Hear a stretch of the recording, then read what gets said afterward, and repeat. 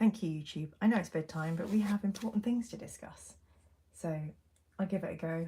We'll probably delete the other one. So yes, so as I was saying, I am on the Horus Heresy reading with my lovely friend Arbiter Ian. And this is my normal method of reading through these books. I go through them with a highlighter. I fold down the things. What do I highlight? Things like, he is a Primarch. There are only 17 other beings like him left in the universe.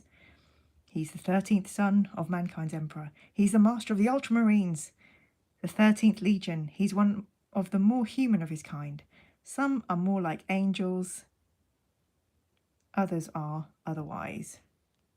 Hi, Sean. Yes, YouTube told me to go to bed and cut off my live stream, so we're doing a second take.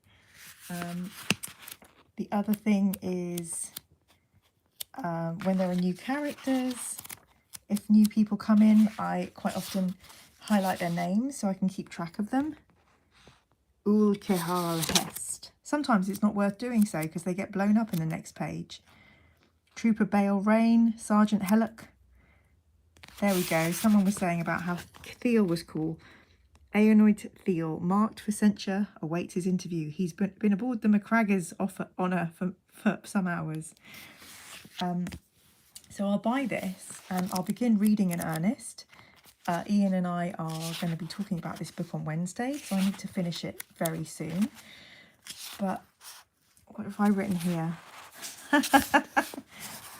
Yeah. Sorit to Chur on the bastard scale. He's horrible. He's one of the more horrible characters we've met. I do not like him. Poor Lucille. Anyway, so I've been going through this book as we're back. YouTube being such a nanny, I know. So I travel quite, I'm doing 2 jobs at the moment, and I travel quite a lot to see my mum, and I've always got different bags and stuff like this. I'm always losing books, so I panicked and I paid 30 quid or something. Was it 30? It might have been £18 for another book. So I have got doubles of quite a few heresy books where I've just panicked and thought, oh, I've lost the book and I need to read it. So it's quite interesting. I've got 2 different versions here. One is silver, and generally I think silver means first edition or comes first. Then we have gold, and there are also some with bronze, what's the word? Gilding. Sean, yes, you should highlight the characters because there's 50,000. Another one of those top tier Horus Heresy novels. I have to say, I'm hating it so far. It's so brutal. The poor Ultramarines. It's literally, it's not fun. It's not fun watching an ambush on a whole planet. Anyway, it's not gonna, it's so funny, the back of this. Ugh. Oh, this is interesting. I thought they might have different backs, but they don't. Yeah, this is absolutely horrible. I'm really struggling with it. Unaware of the wider heresy and following the Warmaster's increasingly cryptic orders, Rabute Gilliman returns to Ultramar to muster his legion for war against the Orcs massing in the Viridian system. Oh, if only it was only Orcs.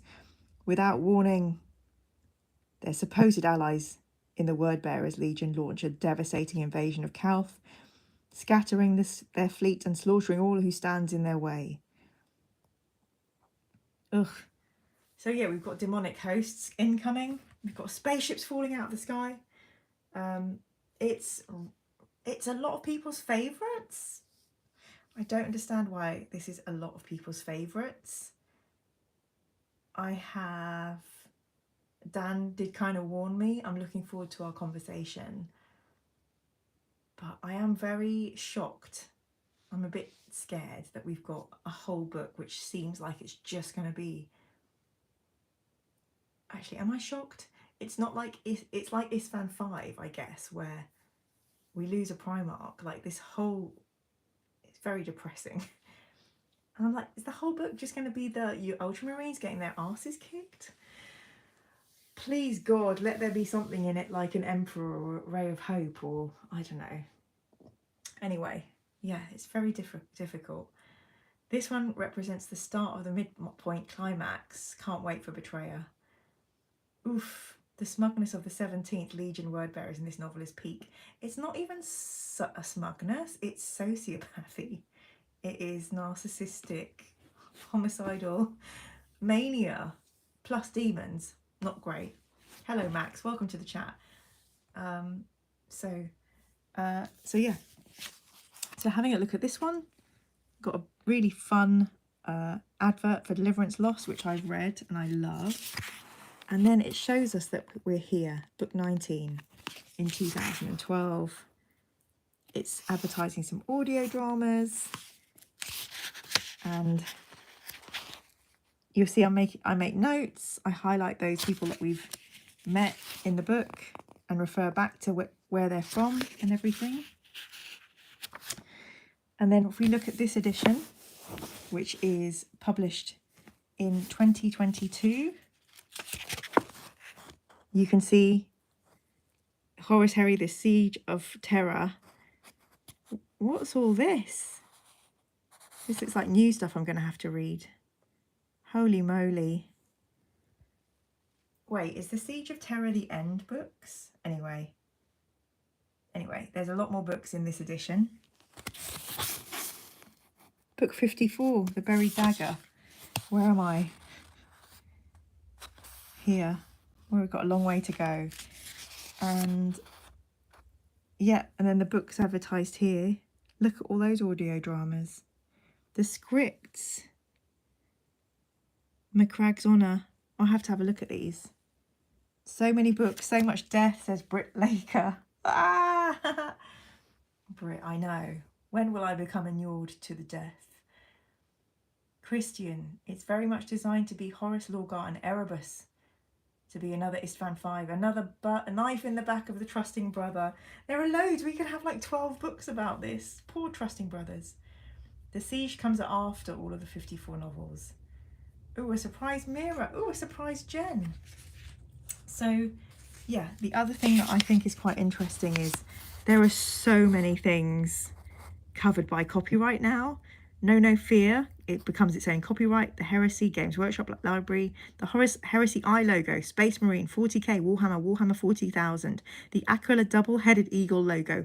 And all associated logos, illustrations, images, names, creatures, races, vehicles, locations, weapons, characters, and the distinctive likenesses thereof are either copyright or TM and or copyright Games Workshop Limited, variably registered around the world. Terms and conditions may apply. And then in 2012, we're in simpler times. Yeah, much calmer. And this is cute. So I know all the Horus Heresy books will be safely in the British Library. Gundertube, if it helps, I think the Siege series at the end of it does stick the landing. It'll be worth it. I know, even if these books are really challenging or hard for me to read, I love the writing. I love, especially when we speak to the authors and we get all the secrets behind the scenes. It's definitely worth reading. So yeah, it's really interesting to just compare these books. So at the back of the 2012 paperback, we have 4 new stories. I'm really excited to read the Primarchs. I don't think it's part of the Horus Heresy, so me and Ian are just going to have to fit it in somewhere. Read it here first. 4 Tales of the Primarchs, the Emperor's Own Sons, and Siege Lords of the Space Marines. From the Great Crusade to the end of the Heresy itself, what roles do they have to play? And this is interesting because they've done a double advert here. 4 new stories featuring Ferrus Manus, Conrad Kurz, Fulgrim, and Lionel. So they were really pushing that, or either they were really pushing that, or on their release schedule, they only had the cover artwork for those books ready. And then if we look for what they're advertising in this book, we have Gazgul Thakra. What's that say? I can't read. I'm getting so old. Sigismund, the Bookkeeper's Skill, Grim Repast, Malice, and Soul Slayer. Hi, Alex. Sigismund. Easy for you to say, Brit. And then we also have Avenging Sun by Guy Haley, which I've heard good things about. Multiple formats available. Look, we have iPhone type headphones and an iPhone. Because we're in the future, we're in 2022. Gosh, I'm tired. And then in the back cover of this one, oh, they're still advertising the Primarks. I like that. Oh, this is cool. This is an advert for the Horus Heresy game. Enjoy the story, recreate it in miniature. That's some great artwork, isn't it? Who is yellow in... I can't remember the Yellow Legion. Oh, that's terrible, isn't it? I thought salamanders are green, right? Who's yellow? Is Iron Fist yellow? Imperial Fists. There we go. It's about Sigismund, first captain of the Imperial Fist. You have met him before. Excellent. Well, I am now about, I think, a third of the way in to Know No Fear.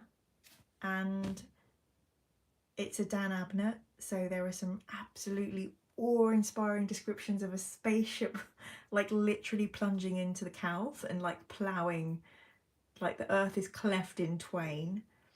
And of course some truly barbaric assassinations, lots of unsuspecting soldiers, but it has a lot of the feel, reminds me of Gaunt's Ghosts, because it's, I'm wondering if it reminds me of, yeah, I guess it's just there's a lot of melee combat because word bearers and ultramarines are together, like mingling, and there's also like the cultists who are using spears and stuff. There's definitely going to be a shed load of torture. Max says the description of that ship crashing in was incredible. I mean, it's so cinematic in my mind, Max. It blew my mind. And there was another moment where someone is just seeing tanks fall down from the sky, like a completely intact tank.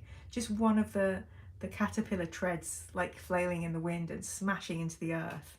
And because they were falling from low orbit, they hadn't burned up, but they were hot.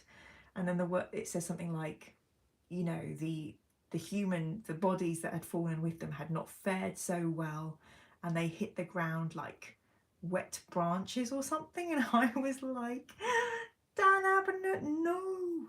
The writing is really, really, really good, but the closest comparison I could make is very much Gaunt's Ghosts.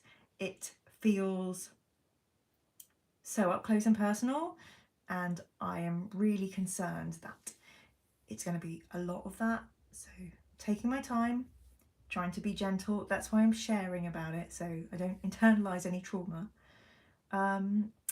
Christian says his name is Fafnir Ran. That's the guy in yellow armor with axes. You'll meet him too. Thank you, but no spoilers. Be careful. The Marine chapter you're allowed to park on.